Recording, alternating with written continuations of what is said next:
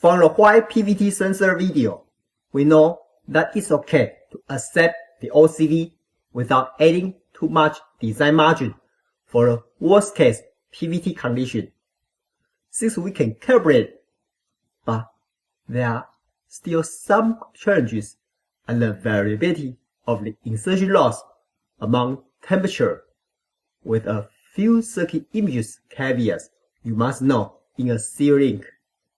After you know those potential P4 images, you may realize why you need a constant gain over equalization for robust signal integrity in a series. Again, from the white PVT sensor video, we know there is no need to design a super circuit to meet all the performance over the extreme PVT conditions, even for the external medium in a series link. Instead, we may do one-time power-on calibration and background calibration to compensate for the performance loss from any OCV over the PVT variation. However, that might be true or might not be true, depending on a few subtleties, which could be explained by my circuit images or my own mental models. If my circuit images don't match yours, please feel free to let me know by sharing what you had or what your design was. Let's start with why the calibrations make the OCV non-critical.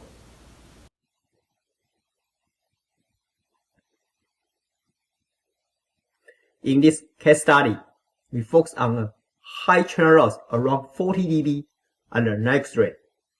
Therefore, we might need the TX FFE, RX CTOE, and RX DFE in a link training.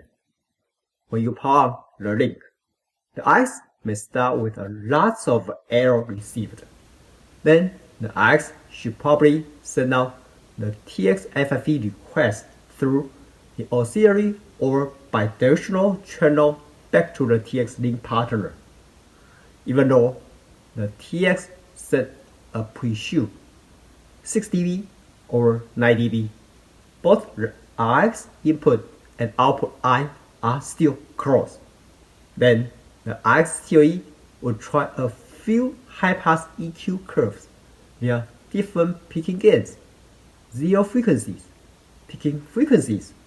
Then the RX output I and the DFE output or simpler input is open, and the recovery clock may be stable back to the phase of the input data.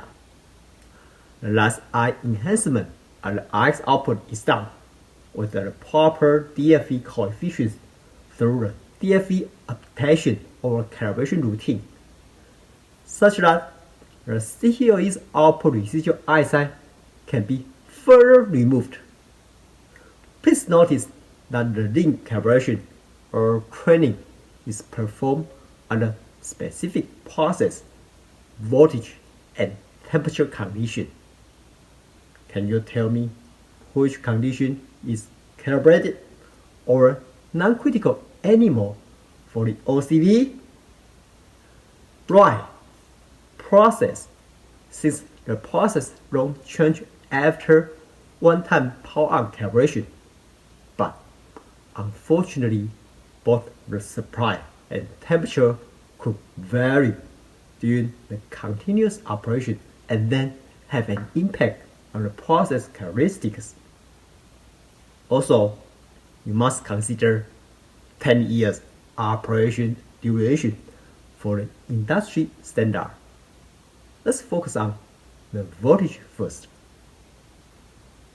The first voltage variability during the mission mode operation after link training may come from the dynamic switching ripple, which is the AC voltage, not the primary DC voltage. Even though last time in the white PVT sensor video, we provide the DC supply adjustment for the process calibration, that would not be changed over the normal operation.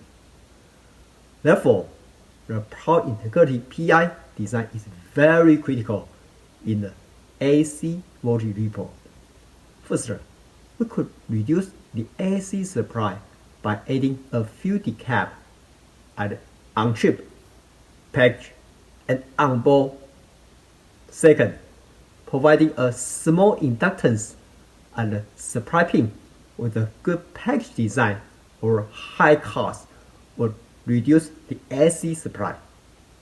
Third, back to the circuit level, the differential topology in the CTOE and DFE may have a better immunity on the AC supply ripple to achieve a more constant gain or equalization for robust signal integrity in a link than the single-ended one. Lastly, but for the single-ended link, people apply the encoding-decoding methodology to reduce the simultaneous switching event to reduce the big voltage droop, which is an interesting approach. Let's move to the temperature variability. The most vulnerable circuit block because of temperature impact in a link is the amplifier. Could you please imagine the link operation image one more time with an extreme case? First, when you power on the link, the temperature is probably a room temperature. Then, even after the link training, the temperature may be around 40 degrees C. Unfortunately, after the link runs a few hours, the circuit huge activity along with the self-heating could end up 125 degrees C. From the Microelectronics 101, we know the differential amplifier gain is Gm times R, which drops from the low temperature to high temperature due to the low electronic mobility at high temperature. Therefore, the I will shrink from 20 degrees C to 125 degrees C if you only do one-time equalization calibration, TXSFE, RxTOE plus RxDFE at 20 degrees C. So that's clear to everyone. We must do continuous calibration to mitigate the amplifier's gain variability over temperature. Let's go through each EQ one by one. First of all, the conditions of those continuous EQ of the TXSFE is not feasible in most standard protocol for C-Link. Some protocol may not have the initial link training, including the TXFFE, since there's no auxiliary or bidirectional link available. In addition, the link training takes time and should be done in a limited time. Not to mention, the continuous EQ should be done background, not the link training, and the TXFFE should be out. Then, let's move to another discrete time EQ, which might be more reasonable to apply the continuous EQ. Second, the continuous EQ of the RxDFE is a must to at least tolerate the OCV due to the temperature. But does that mean the RxDFE only is good enough to keep an open eye or not degrade too much? To answer this DFE image, you probably need to review the pulse response image one more time. The DFE is to remove the CTOS residual RSI tail with its available number of taps. Assume you only design 5-tap DFE to keep a low power and high speed DFE 1 UI timing constraint at the same time. So obviously, the continuous adaptation of the RxDFE only helps the ISI variability of the 5 tab cursors. How about the main cursor or other long tail cursor? Think about the continuous time images for 5 seconds. Bingo! The continuous time amplifier should improve the eye degradation from the main cursor or other long tail cursors. First, the peak voltage of the main cursor mainly comes from the DC gain, which is supported through the variable gain amplifier over wideband frequency. Second, the CTOS DC gain may not only have an impact on the eye height of the main cursor, but also reduce the short or mid-tail eye size. Third, the LFEQ may reduce the long-tail cursor eye size. Therefore, to keep a constant gain over EQ of the VGA, CTOE, and LFEQ, and RX may help to reduce the variability over eye opening degradation over temperature. For example, the worst case image you could see probably calibrated the VGA at 30 degrees C to have a DC up to 3 dB bandwidth gain at 10 dB. But then, the on-chip temperature change to 125 C to move the VGA gain drop to 4 dB. If you don't do anything about it, obviously the eye height was 200 mV and dropped to 100 mV just because of the gain variation from 30 degrees C to 125 degrees C. Presumably, you might want to keep the VGA gain to be 10 dB at 125 degrees C from 10 dB at 30 degrees C in this case image. Similarly, you might want to keep the EQ constant over the temperature change. Could you imagine the total EQ was 30 dB at 30 degrees C initial calibration, but changed to 15 dB EQ when the temperature changed to 125 degrees C, even though the peak voltage over the main cursor is the same. Losing the 15 dB EQ add too much residual eye size and cross eye at 125 degrees C. Does that make sense? To watch out for the non-constant gain or non-constant EQ over temperature? If yes, let's see what else we can improve the continuous time blocks. The intuitive way is to look at the temperature coefficient of the gain, GM times R. Assuming the R is the same over temperature, then the GM drops when the temperature increased. But we can compensate for the GM for increasing the current when the temperature increases. What's the current? Correct. Ptat, or a proportional to absolute temperature current, with this ballpark gain over from GM compensation. The analog gain or EQ variation could be minimized, but the second order R or C variability over temperature should be taken care through continuous calibration in the background. Please be advised, there's one more subtlety I did not mention, is the noise, or signal to noise, SNR. When the temperature increased, not only a less signal level, but also a more noise power at the amplifier outputs to reduce the SNR.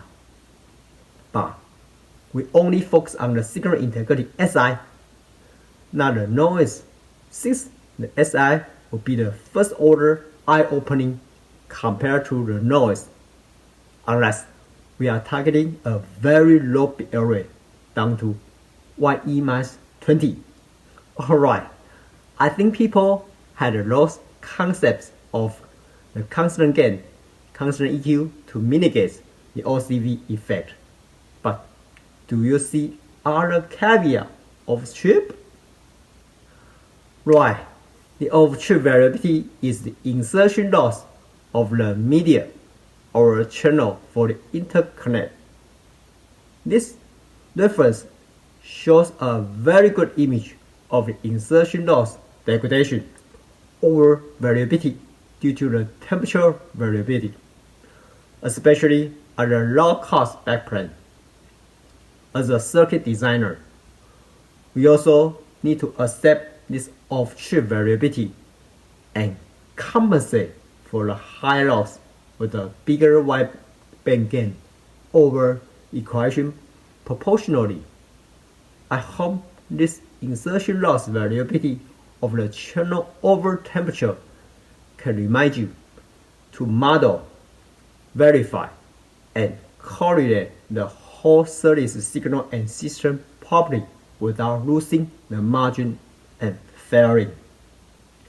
Here are a few summary images of why you need a constant gain or equation for robust signal integrity in a series. Not only the PVT sensor, but also the whole series can do a few performance-related calibration, such as offset, phase error, equation, linearity, etc. during the link training.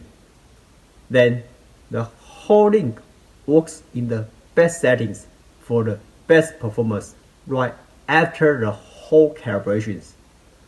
Unfortunately, the environmental drifts in voltage or temperature will degrade or even break the whole link afterward. The voltage ripple with a poor PI design will clog the data transmission during any inrush current event. In addition, the varying temperature will degrade the RX front end, VGA, CTOE, LFEQ sensitivity, or SNR seriously. Therefore, we need to either make a constant gain over equation with a Peter current over calibration to ballpark hold a constant gain over temperature via constant GM. Furthermore, we may need to include the channel insertion loss increased when the temperature increased, such that the total frequency response will hold constant over temperature. Of course, the off-chip variability of the insertion loss from the channel might not exist in your link, but you may need to prepare for it as your link system budget for modeling without any surprise later. Thanks for watching. Before you go, if you are benefiting from those circuit images, I would love to hear your feedback, and please share your comments down below. Lastly, please share the video link with the people who may be benefiting.